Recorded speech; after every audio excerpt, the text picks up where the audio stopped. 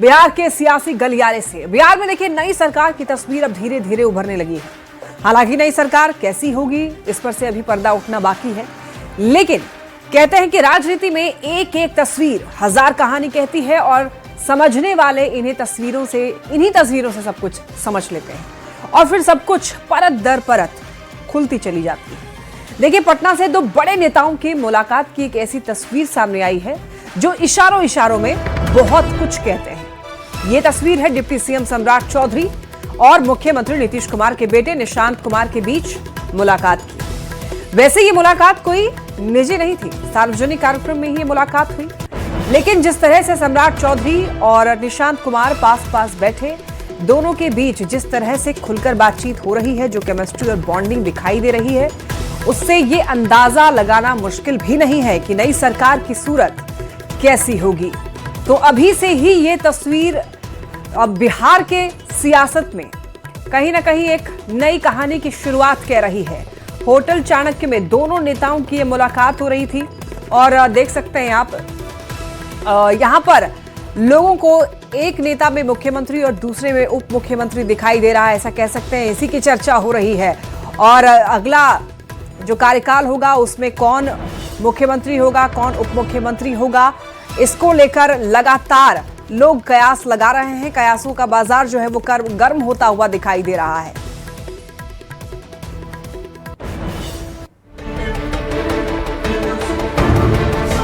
भाई सब करेंगे, इतना अच्छा हो जाएगा। कहते हैं सिर्फ एक तस्वीर पूरी कहानी कहने के लिए काफी है। अच्छा हो जाएगा।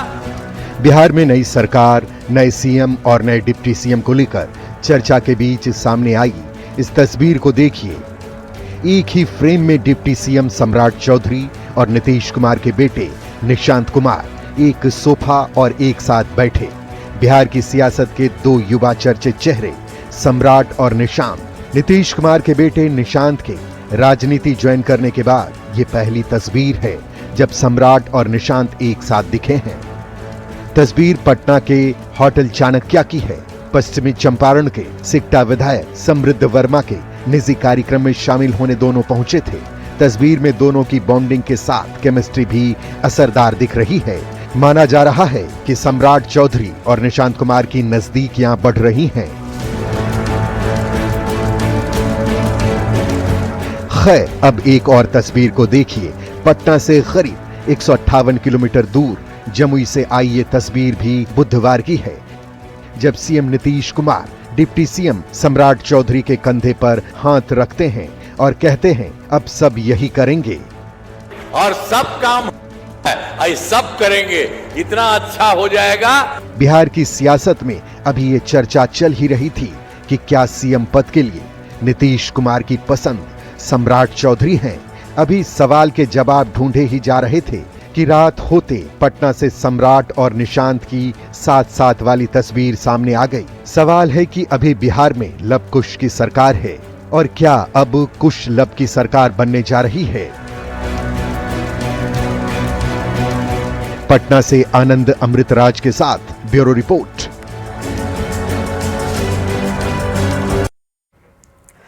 और अब सम्राट निशांत की मुलाकात की आइए मायने समझते हैं। देखिए सीएम नीतीश कुमार के बेटे हैं निशांत कुमार। निशांत अब सक्रिय राजनीति में आ चुके हैं, पार्टी ज्वाइन कर ली है और पार्टी ज्वाइन करने के बाद निशांत एक्टिव भी दिखाई दे रहे हैं। तो देखिए अब निशांत सार्वजनिक कार्यक्रमों में दिखाई देते हैं, आने जाने लग रहे हैं सार्वजनिक कार्यक्रम में।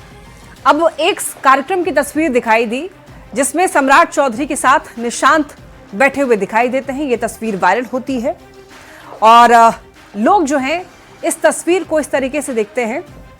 चाणक्य होटल में दरअसल एक कार्यक्रम में ये लोग गए हुए थे, उसी कार्यक्रम में निशांत भी पहुंचे हुए थे। दोनों पहली बार ही किसी कार्यक्रम में साथ दिखाई दिए थे। निशांत और सम्राट दोनों एक ही गठबंधन में हैं, भविष्य में दोनों साथ साथ काम भी कर सकते हैं। तो ऐसे में दोनों के बीच एक अच्छी बॉन्डिंग, अच्छी केमिस्ट्री जरूरी भी है और दिखाई भी यहां पर दिया है। शुरुआत कह सकते हैं इसे।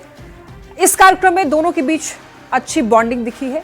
हालांकि देखिए जो एक्सपर्ट्स हैं वो ये मानते हैं कि दोनों का बिहार की राजनीतिक परिवार से संबंध है। ऐसे में दोनों पहले से भी एक दूसरे से अच्छी तौर पर परिचित होंगे, लेकिन चूंकि अब नया मुख्यमंत्री बनना है, नया उप मुख्यमंत्री होगा, नए कार्यकाल की शुरुआत होगी। तो ऐसे में अगला सीएम कौन होगा, अगला डिप्टी सीएम कौन होगा, ये जो है सवाल अभी तक बना हुआ है और तस्वीर के मायने लोग अलग अलग तरीके से निकाल रहे हैं। समृद्धि यात्रा के दौरान देखिए जमुई में मुख्यमंत्री नीतीश कुमार ने डिप्टी सीएम सम्राट चौधरी के कंधे पर एक बार फिर हाथ रखा और यह कहा कि अब यही सब काम करेंगे। इस एक बयान को लेकर अब कई तरह के राजनीतिक मायने निकाले जा रहे हैं। तो सवाल है कि क्या नए सीएम को लेकर नीतीश के मन में सम्राट है?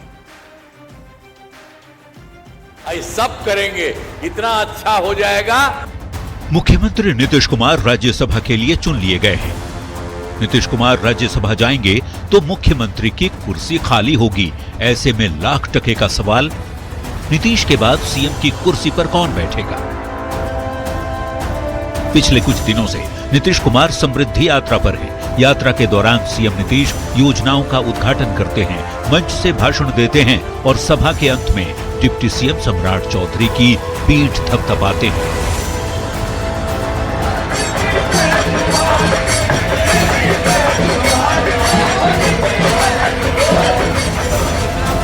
बुधवार को जमुई में तो नीतीश कुमार 2 कदम और आगे बढ़ गए। कुछ ऐसा कहा जिससे माना जा रहा है कि नीतीश ने अपने बाद सीएम पद के लिए अपनी पसंद की तरफ बड़ा इशारा कर दिया है। बधाई, सब करेंगे, इतना अच्छा हो जाएगा। नीतीश कुमार ने जमुई के मंच पर डिप्टी सीएम सम्राट चौधरी के कंधे पर एक बार फिर हाथ रखा और कहा, अब यही सब काम करेंगे। बधाई, सब करेंगे। तो सवाल है, क्या नीतीश चाहते हैं कि सम्राट चौधरी मुख्यमंत्री बने? मुख्यमंत्री नीतीश कुमार के इस बयान ने बिहार में सियासी हलचल को बढ़ा दिया है। आदरणीय नीतीश कुमार जी को कुर्सी छोड़ना पड़ रहा है। अब यहाँ बीजेपी की सरकार होगी, ये तो तय है। बयान के अलग अलग मतलब भी निकाले जाने लगे हैं। माननीय मुख्यमंत्री जी का विश्वास अगर अपने उप मुख्यमंत्री पे इतना है तो ये तो सरकार के लिए बहुत ही सुखद क्षण है। जाहिर सी बात है, सम्राट चौधरी जी कह रहे कि हम ये जो हमारा टीम है, हमारा टीम बिहार में जैसे हमने काम किया है, आगे ये टीम कंटिन्यू करते रहेगा। राजनीतिक विश्लेषक से लेकर अलग अलग राजनीतिक दलों के लोग अपने अपने हिसाब से उनके इस बयान को देख रहे हैं। एक तरह से नीतीश कुमार ने मुहर लगा दी है अपने उत्तराधिकारी को लेकर के। अब कौन बिहार के मुख्यमंत्री के रूप में नीतीश कुमार का उत्तराधिकारी बनता है, ये तो तभी पता चलेगा जब आधिकारिक रूप से किसी के नाम का ऐलान होगा। फिलहाल नीतीश कुमार के बयान के बाद चर्चा का बाजार गर्म है, लेकिन एक बात ये भी सच है कि बीजेपी अक्सर अपने फैसलों से चौंकाती रही है। न्यूज 18 के लिए जमुई से रवि एस नारायण, केसी कुंदन, नवादा से अनिल विशाल और पटना से आनंद अमृतराज के साथ ब्यूरो रिपोर्ट। और इस वक्त एक बड़ी खबर आप तक पहुंचा दें, जेडीयू राष्ट्रीय अध्यक्ष पद का चुनाव होना है। नीतीश कुमार आज नामांकन करेंगे। इसके लिए दिल्ली में शाम 4 बजे नामांकन किया जाएगा और दिल्ली जेडीयू ऑफिस में ही नामांकन होगा। मुख्य प्रस्तावक संजय झा जमा करेंगे, नीतीश कुमार की तरफ से ही नामांकन जो है जमा करेंगे। तो आपको बताते चले, जेडीयू राष्ट्रीय अध्यक्ष पद का चुनाव होना है। इसके लिए नीतीश कुमार आज नामांकन भरने वाले हैं। ज्यादा जानकारी के लिए न्यूज 18 संवाददाता आनंद अमृतराज हमारे साथ जुड़ रहे हैं। आनंद, जेडीयू राष्ट्रीय अध्यक्ष पद का चुनाव होना है, एक बार पूरी जानकारी दीजिए। देखिए, जेडीयू के राष्ट्रीय अध्यक्ष के तौर पे आज से नामांकन की प्रक्रिया शुरू हो गई है, जो 22 तारीख तक चलेगा। लेकिन नीतीश कुमार जेडीयू के राष्ट्रीय अध्यक्ष के लिए एक बार फिर से नामांकन करेंगे और उनका कागज दिल्ली पहुंच गया है। और जेडीयू के जो नीतीश कुमार के मुख्य प्रस्तावक है संजय झा, वो कागज लेके जा चुके हैं और आज दिल्ली में शाम 4 बजे जेडीयू दफ्तर में जो चुनाव अधिकारी हैं उन्हें वो कागज सौंपेंगे और विधिवत रूप से नीतीश कुमार का नामांकन राष्ट्रीय अध्यक्ष की कुर्सी के लिए हो जाएगा। जाहिर तौर पर संजय झा इनके मुख्य प्रस्तावक हैं और टोटल 10 प्रस्तावक है, लेकिन सबसे जो मुख्य प्रस्तावक है वो संजय झा, और वही कागज लेकर दिल्ली पहुंचे हैं। और 4 बजे शाम में जब जो चुनाव अधिकारी होते हैं, जो राष्ट्रीय अध्यक्ष के लिए चुनाव की जो प्रक्रिया होती है, उन्हें वो कागज सौंपेंगे और एक तरीके से विधिवत रूप से नीतीश कुमार का नामांकन हो जाएगा। कल ही हम लोगों ने खबर दिखाई थी कि नीतीश कुमार तैयार हो चुके हैं राष्ट्रीय अध्यक्ष के लिए एक बार फिर से बनने के लिए, और उनके कागज पे साइन भी हो चुका है और उसी कागज को लेकर दिल्ली में संजय झा है इस वक्त, और उसी कागजात को जमा किया जाएगा। जो एक फॉर्मेलिटी होती है वो पूरी की जाएगी, और जो परिस्थितियां हैं और जो जानकारी मिल रही है कि नीतीश कुमार ही अकेले उम्मीदवार होंगे राष्ट्रीय अध्यक्ष के, इसलिए उनका निर्विरोध चुना जाना भी तय है।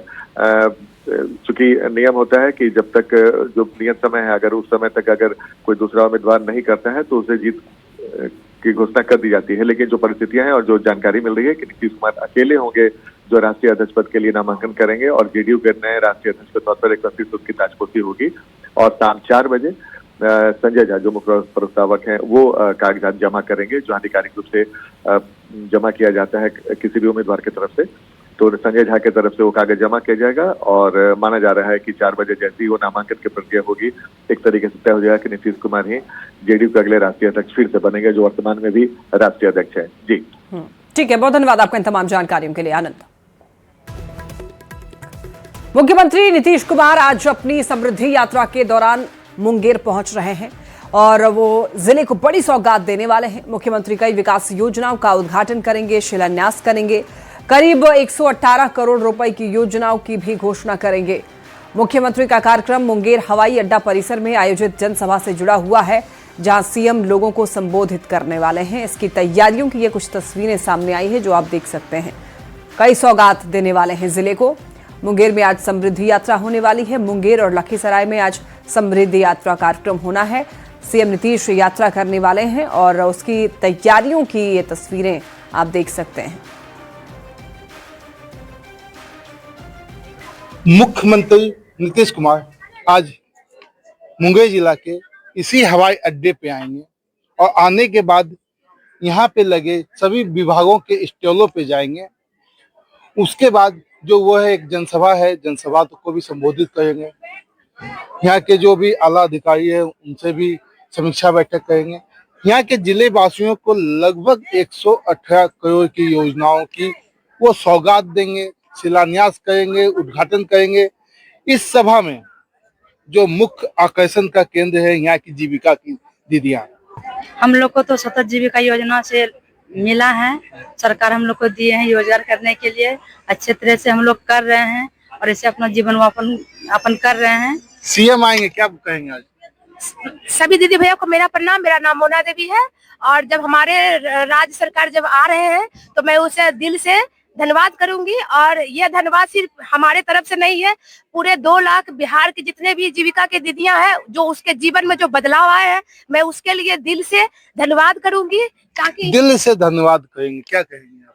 सर, मेरा नाम यशोदा देवी है और मैं टेटिया उमर प्रखंड की रहने वाली हूँ और हम मशरूम की खेती करती हूँ। और अभी हमें 10 लाख मतलब 8 लाख रुपया मिला है प्रोजेक्ट, जैसे कि मैं बेकरी का भी सेटअप लगा रही हूँ।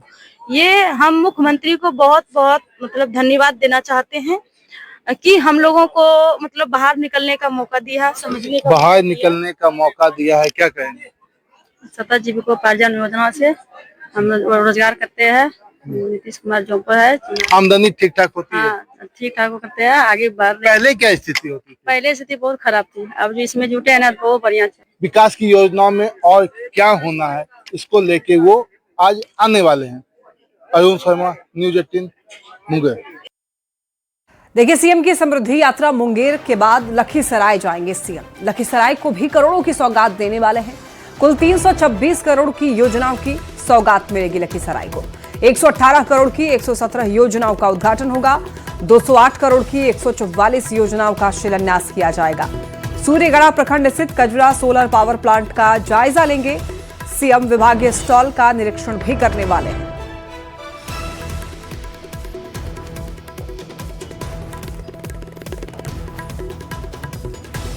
चलिए बात करते हैं बिजली उपभोक्ताओं से जुड़ी हुई खबर की। देखिए, ये बड़ी खबर पटना से। बिहार के बिजली उपभोक्ताओं को बड़ी राहत। नए वित्तीय वर्ष में बिजली की दर नहीं बढ़ेंगी। जी हां, बिजली नियामक आयोग से प्रस्ताव खारिज किया गया है।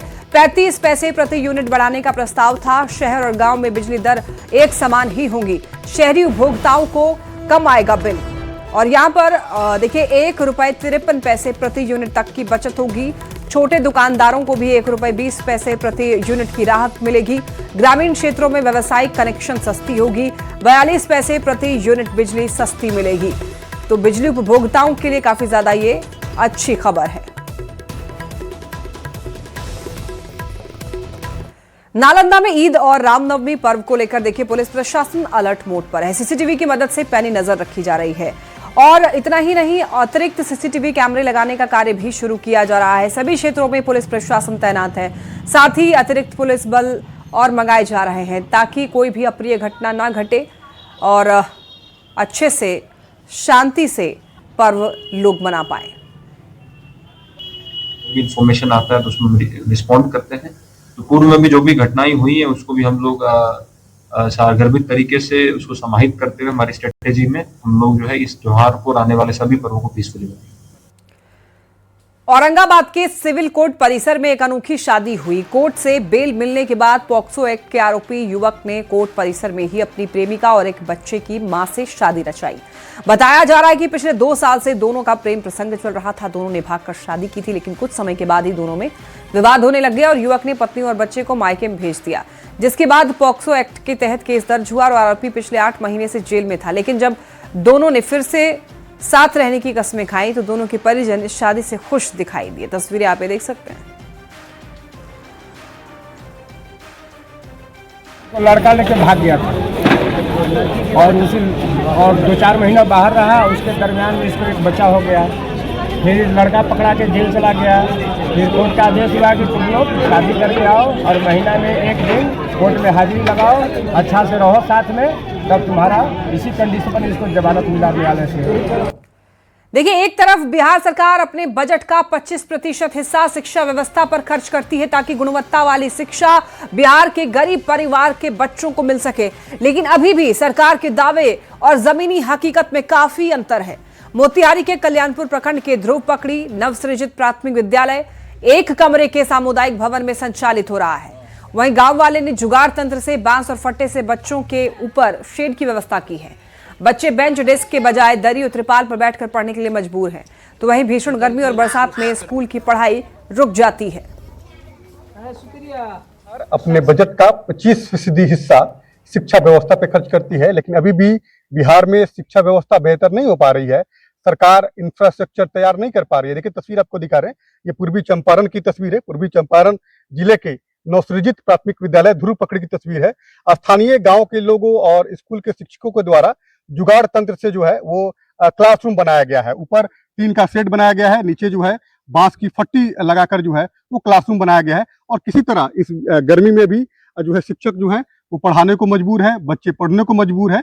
परेशानी भी होता का गर्मी में स्कूल तो नहीं अपन नहीं किए तो दिक्कत भी होता का जी। क्या दिक्कत हो कल? यहाँ पे बेंच नहीं है बच्चों सबको बैठने के लिए और फिर बहुत सारे दिक्कत होते हैं। टीचर सबको पढ़ने के लिए कुर्सी नहीं है, बहुत चीज का दिक्कत होता है। यहाँ पे भवन नहीं है जिसमें बच्चे लोग बैठ के पढ़ सकें, बेंच नहीं है और कुर्सी नहीं है, क्योंकि कोई आदमी आता है तो सर लोग को दिक्कत होता है उनको बैठाने में। बहुत जरूरी है, बेहतर होना चाहिए। अभी तो हम आए हुए, हमको 21 जुलाई को यहाँ पदस्थापित हुए हैं और जब आए तो यहाँ खुले में पढ़ाई होती थी। कुछ व्यवस्था नहीं था, इसी तरह था और एक यही भवन था और बाथरूम भी नहीं था यहाँ पर। सरकार ये दावा जरूर करती है कि शिक्षण व्यवस्था को बेहतर कर रहे हैं, इंफ्रास्ट्रक्चर बेहतर कर रहे हैं, लेकिन अभी भी जो बच्चे हैं जुगाड़ तंत्र से पढ़ रहे हैं। अभी भी बच्चे जो है तिरपाल बिछाकर पढ़ने को मजबूर है। तो वैसी स्थिति में सरकार जो दावा कर रही है उस दावे में कि कहीं न कहीं ये स्कूल की व्यवस्था जो है वो पोल खोल रही है और वैसी स्थिति में सरकार को सोचना होगा और स्कूली व्यवस्था और बेहतर करनी होगी। अनिश कुमार, न्यूज 18, ध्रुव पकड़ी, मोतिहारी। शेखपुरा में रसोई गैस वितरण को लेकर जिला प्रशासन पूरी तरह सतर्क नजर आ रहा है। इसी कड़ी में न्यूज 18 की टीम ने जमीनी हकीकत जानने के लिए सदर अस्पताल में संचालित दीदी की रसोई का निरीक्षण किया। जांच के दौरान पाया गया कि गैस आपूर्ति में कोई बाधा नहीं है और मरीजों के लिए नियमित रूप से भोजन तैयार किया जा रहा है। रसोई में साफ सफाई और व्यवस्था भी संतोषजनक पाई गई। वहां मौजूद कर्मचारियों ने बताया कि प्रशासन की निगरानी के कारण किसी तरह की परेशानी नहीं हो रही है और मरीजों को समय पर भोजन उपलब्ध कराया जा रहा है। इसके बनावटी किल्लत के बीच में जिला प्रशासन ने सतर्कता बरती है और अभी हम इसकी तहकीकात करने आए हैं। शेखपुरा सदर अस्पताल में जो जीविका द्वारा संचालित दीदी की रसोई है, क्या स्थिति है? रसोई गैस मिल रहा है अथवा दिक्कत हो रही है क्या? मरीजों को जो समय पर खाना मिलना चाहिए वो मिल रहा है या उसमें भी व्यवधान है?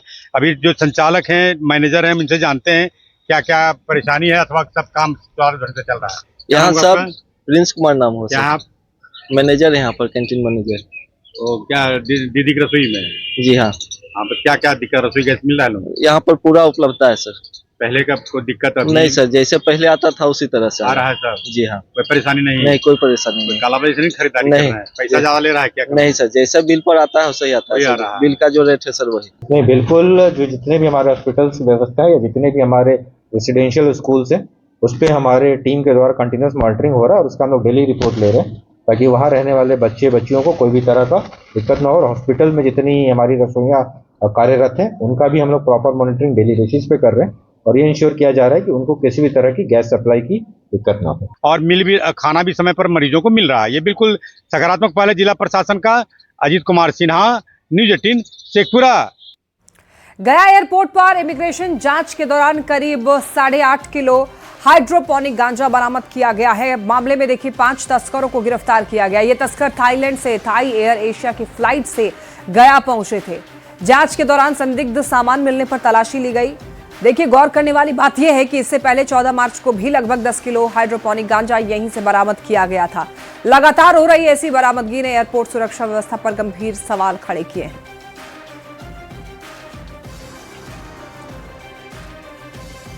गया जी से खबर मिली है, यहां पर आपको बताते चलें 5 आरोपियों को गिरफ्तार किया गया है जो लोग गांजे की तस्करी कर रहे थे। यहां पर इमिग्रेशन जांच के दौरान करीब 8.5 किलो हाइड्रोपोनिक गांजा बरामद किया है। मामले में 5 तस्करों को गिरफ्तार कर लिया गया। ये तस्कर थाईलैंड से थाई एयर एशिया की फ्लाइट से गया पहुंचे थे। संदिग्ध सामान मिलने पर तलाशी ली गई है और इससे पहले भी 14 मार्च को लगभग 10 किलो हाइड्रोपोनिक गांजा यहीं से बरामद हुआ था। तो ऐसे में लगातार इस तरह की घटना रिपीट हो रही है और इसी वजह से एयरपोर्ट सुरक्षा व्यवस्था पर भी सवाल उठ रहे हैं।